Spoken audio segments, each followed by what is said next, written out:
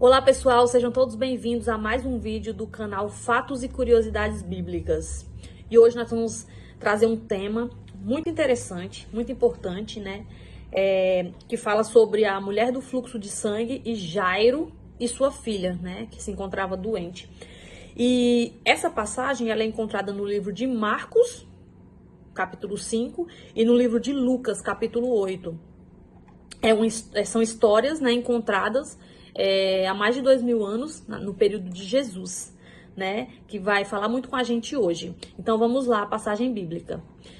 No livro de Marcos, está no capítulo 5, verso do 21 ao 43, e diz assim: E passando Jesus outra vez num barco para o outro lado, ajuntou-se a ele uma grande multidão e ele estava junto do mar. E eis que chegou um dos principais da sinagoga, por nome Jairo. E vendo-o, prostrou-se aos seus pés, e rogava-lhe muito, dizendo: Minha filha está à morte, rogo-te que venhas e lhes imponha as mãos para que sare e viva. E foi com ele. E seguia-o uma grande multidão que o apertava. E certa mulher, que havia 12 anos, tinha um fluxo de sangue, e que havia padecido muito com muitos médicos, e despedindo tudo quanto tinha, nada lhe aproveitando isso, antes indo a pior. Ouvindo falar de Jesus, veio por detrás, entre a multidão, e tocou na sua veste. Porque dizia: Se tão somente tocar nas suas vestes, sararei. E logo se lhe secou a fonte do seu sangue, e sentiu no seu corpo estar já curada daquele mal. E logo Jesus, conhecendo que poder de si mesmo saíra, voltou-se para a multidão e disse: Quem tocou nas minhas vestes? E disseram-lhe os discípulos: Vês que a multidão te aperta, e dizes: Quem me tocou? E ele olhava em redor para ver a que isto fizera. Então a mulher, que sabia o que lhe tinha acontecido, temendo e tremendo, aproximou-se e prostrou-se diante dele e disse-lhe toda a verdade. E ele lhe disse: Filha, a tua fé te salvou. Vai em paz e sê curada deste teu mal. Estando ele ainda falando, chegaram alguns dos principais da sinagoga, a quem disseram: A tua filha está morta, para que enfadas mais o mestre? E Jesus, tendo ouvido estas palavras, disse ao principal da sinagoga: Não temas, crê somente. E não permitiu que alguém o seguisse, a não ser Pedro, Tiago e João, irmão de Tiago. E tendo chegado à casa do principal da sinagoga, viu o alvoroço, e os que choravam muito e pranteavam. E entrando, disse-lhes: Por que vos alvoroçais e chorais? A menina não está morta, mas dorme. E riam-se dele. Porém ele, tendo-os feito sair, tomou consigo o pai e a mãe da menina e os que com ele estavam, e entrou onde a menina estava deitada. E tomando a mão da menina, disse-lhe: Talita, cumi, que traduzido é: Menina, a ti te digo, levanta-te. E logo a menina se levantou e andava, pois já tinha 12 anos, e assombraram-se com grande espanto. E mandou-lhes expressamente que ninguém o soubesse, e disse-lhe que lhe dessem de comer. Amém? É isso. Então vamos lá. Primeiro ponto. A gente tem que entender.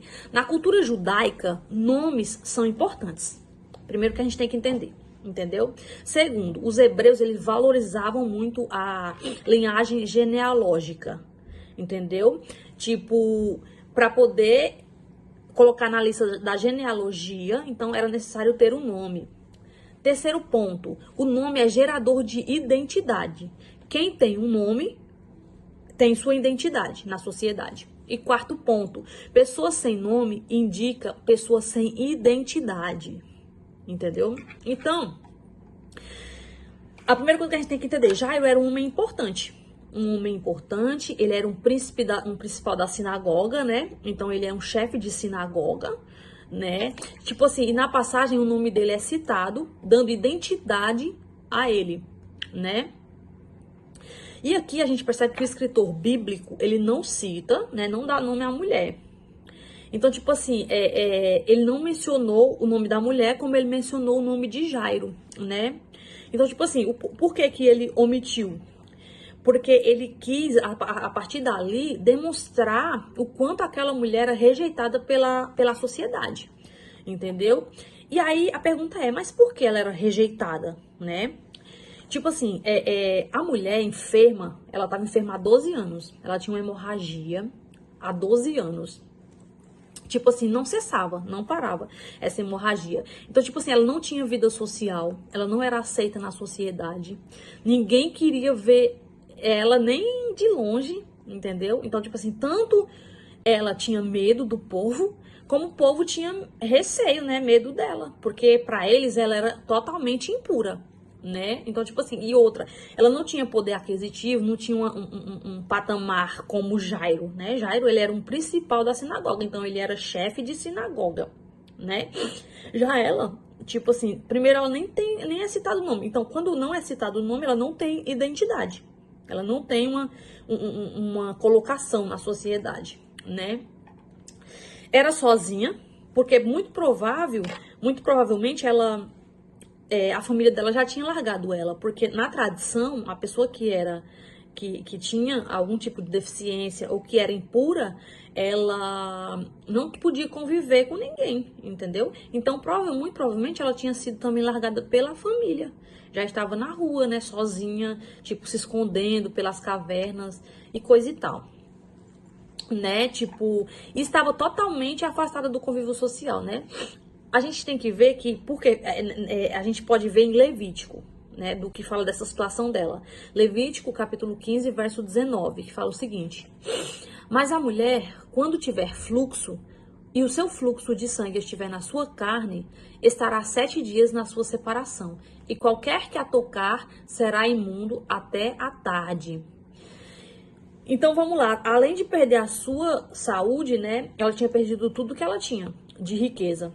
Tudo que ela tinha de riqueza, ela tinha perdido. Por que ela tinha perdido? Porque assim, com certeza ela buscou vários meios, né, pra ser curada.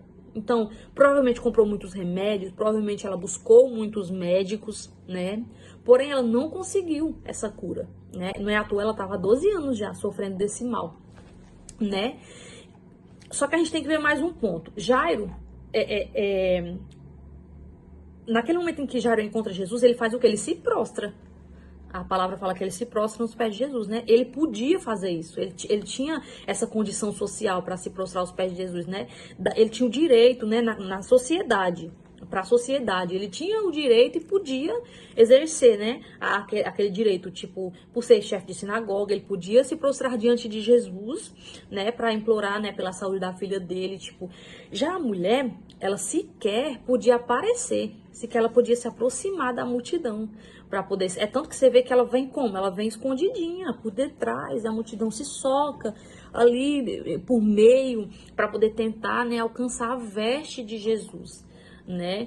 Então, tipo assim, ela poderia até ser apedrejada se ela aparecesse abertamente a todos, né? E outra, o povo com certeza encorajava Jairo. Devia falar assim: Jairo, procura o Messias, né? Tem um homem que faz milagres, que é Jesus de Nazaré, que dizem que ele é o Messias, ele pode curar sua filha. Vai lá, chama ele, vai atrás dele. Mas e a mulher do fluxo, sem identidade, afastada da sociedade, considerada impura, ninguém queria tocar nela, ela não tinha acesso a praticamente ninguém, a não ser pessoas como ela, ou leprosos, ou pessoas doentes. Então imagina, quem poderia encorajar ela, a não ser ela mesma, né? Ela mesma se sentiu encorajada e teve fé e perseverou para conseguir ir até aquela multidão e poder tocar em Jesus, né? Então, imagina como que o povo ia falar: não, vai lá, você tá impura, e buscar a Jesus. Jamais o povo falava: você tá imunda, como você vai procurar Jesus? Com certeza o pessoal ia julgá-la, né? Tipo assim, e ainda mais que o pessoal achava que naquela época, essas doenças, impureza que eles diziam que a pessoa tinha, era eles diziam que a pessoa tinha pecado, por isso que estava passando por aquilo, ou cometeu algum pecado grave, por isso estava sendo punido, né? Outro ponto que a gente tem que entender: Jesus, ele trata os dois de igual modo, né? Ele trata os dois da mesma forma, igualmente, sem nenhum tipo de discriminação com nenhum dos dois, né? Porque, e outra coisa também, Jesus, ele poderia ter feito o quê? Ele poderia ter feito o quê? Ignorado a mulher, mesmo que ele sentisse que ela tocou ele, mesmo que ele sentiu que o poder saiu dele, porque ele fala, né? Eu senti que de mim saiu o poder. Ele poderia ter ignorado ela, até porque ele sabia quem que era.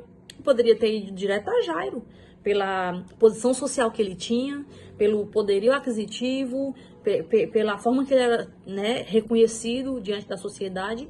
Mas Jesus, quando Jairo chama ele percebe que algo aconteceu ali naquele momento, né? Então, tipo assim, ele deu atenção para aquela mulher. A mulher sem identidade, a mulher impura, a mulher esquecida, afastada por todos, né? Então, a gente vê que a atenção que ele dá para Jairo é a mesma atenção que ele dá para aquela mulher sem nome, sem identidade, sem importância para a sociedade da época, né? E aí a gente vê o quê? Que nesse aspecto, Jesus, Deus, ele não faz acepção de pessoas, entendeu? E aí a gente pode ver que Pedro fala isso no livro de Atos dos Apóstolos, né? No livro de Atos dos Apóstolos, capítulo 10, versículo 34 ao 35, diz assim: E abrindo Pedro a boca disse, reconheço por verdade que Deus não faz acepção de pessoas, mas que lhe é agradável aquele que, em qualquer nação, o teme e faz o que é justo. Então veja, né? Pedro aqui afirma e entende que Jesus ele não faz acepção de pessoas. Qualquer tipo de pessoa, se abrir o coração e o buscar verdadeiramente, ele dá atenção, ele atende. Assim como ele atendeu aquela mulher, né? Que para muitos era esquecida, né? Outro ponto, Jesus a chama de filha. Veja bem, ela não tinha identidade, mas Jesus a chama de filha, né? Ele dá um reconhecimento, né? Mesmo que ela não tivesse identidade, mesmo que ela estivesse afastada, mesmo que fosse repudiada por todos, ele não chama ela não tem nome, mas ele chama ela de filha, né? Tipo assim, quando ele chama ela de filha, ele reconhece a fé que ela teve e a coragem que ela teve de mesmo a ponto de ser apedrejada, buscá-lo, resistir, passar no meio ali apertado de todos, né? Provavelmente ela passou rastejando no chão, porque não tinha como, era muita gente. E ela foi até lá e conseguiu tocar na veste, porque ela sabia, ela tinha fé, ela acreditava que ela ia ser curada, né? Outra coisa, Jesus gasta tempo com os dois. Ele gasta tempo com os dois. Ele para, ele vê que alguém tocou, como eu tinha falado, ele sente que dele saiu o poder e ele atende ela, ele para e diz, filha, sua fé te salvou, vai em paz. E depois ele vai e gasta tempo com Jairo, né? Ele vai até a casa de Jairo, ele entende a situação, o que está acontecendo com a filha de Jairo, e ele gasta esse tempo com os dois igualmente, entendeu? Ele não escolhe, eu vou dar mais atenção a esse ou a essa. Então, ele faz pelos dois, né? Então, tipo assim, Jesus ama a todos a quem ele criou de igual modo e de todo o coração. Ele não faz acepção de pessoas. Basta que cada pessoa o busque verdadeiramente, né? Agora, a gente não pode deixar também de citar a filha de Jairo, né? A filha de Jairo e a mulher do fluxo de sangue, existe uma interpretação teológica de que elas representam a lei e a graça. A mulher, ela representa a lei, onde ela tá embaixo da lei, tanto que ela tá afastada do povo, ela tá subjugada, ela tá distante, porque ela pode ser apedrejada pela impureza, né, que eles acreditam que ela tem, por causa, supostamente, de um pecado. E já a menina mostra a graça, né, que nasce ali. O Senhor restaura a vida daquela menina e traz de volta a vida, né? Representa a graça que restaura e traz a vida a menina. Então, a gente pode entender também dessa forma, essa interpretação teológica, né, sobre a menina e a mulher do fluxo de sangue. Inclusive, a mulher do fluxo de sangue, ela ficou 12 anos com essa hemorragia, né? E a menina tinha 12 anos, o texto fala que ela tinha 12 anos, então pode ser que tenha também uma semelhança, né, nessa questão da completude. 12 anos que ela passava pelo sofrimento e a menina 12 anos que tinha, 12 anos de idade que ela tinha, né. Então, tipo assim, a gente percebe que Jesus, ele restaura a vida física e espiritual, tanto da mulher quanto da menina, né? E Jesus trata alguém renomado como Jairo, como uma mulher e a mulher sem identidade da mesma forma, dando a mesma importância. O Senhor está de braços abertos para receber você, entendeu? Independente da sua posição social, independente da sua identidade, o Senhor está aberto. Então, você precisa entender, você, para ter a vida restaurada, tem que estar com Cristo e em Cristo. Pois assim como a mulher, né, do fluxo de sangue, assim como Jairo e assim como sua filha, você também é amado pelo Senhor Jesus, entendeu? Então você tem que entender isso. Não existe posição social, não existe nenhum tipo de impureza que te afaste do Senhor Jesus, porque só Ele pode trazer essa cura para sua vida, tá bom? Então não se esqueça de curtir, compartilhar o vídeo e se inscreva no canal, para que mais pessoas possam receber esse conteúdo, tá bom? Então é isso, pessoal. Fiquem com Deus, um abraço e até a próxima.